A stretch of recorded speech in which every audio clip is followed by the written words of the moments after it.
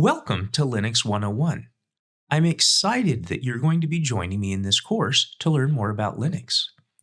Before we get into details about the course, let me tell you a little bit about myself. My name is Brent Eskridge. I've been using Unix and Linux on a daily basis for over 20 years.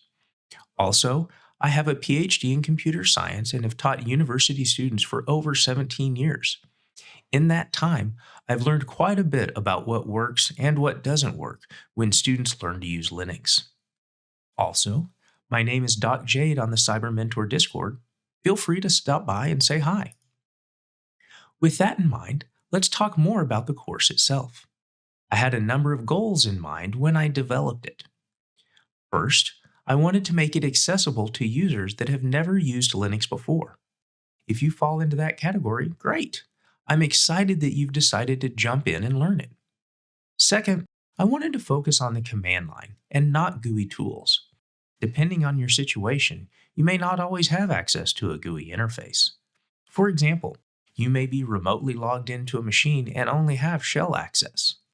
Also, most GUI tools simply wrap around the command line tools anyway. Next, a lot of the content that is already out there on learning Linux focuses on administering a Linux system.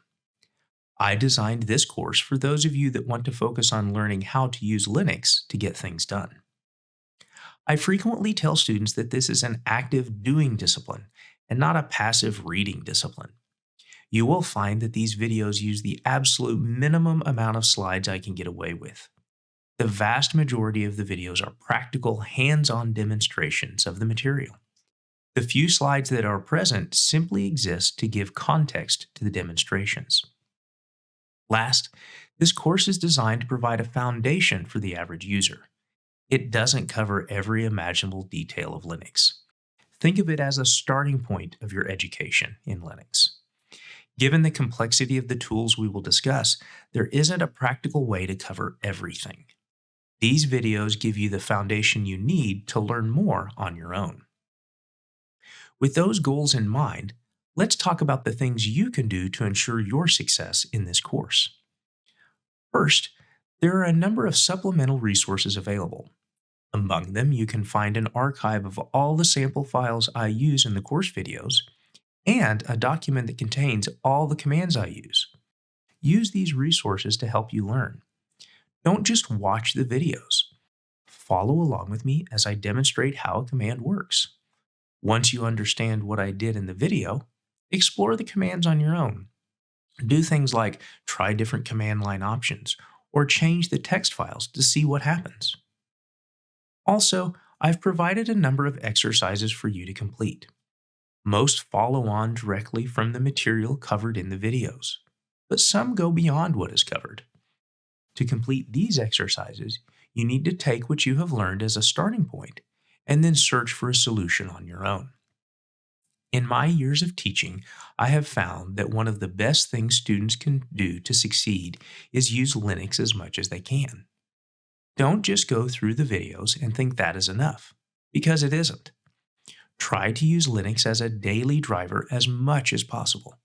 You probably can't do everything in it, but the more you use it, the better you will understand it. Lastly, ask for help.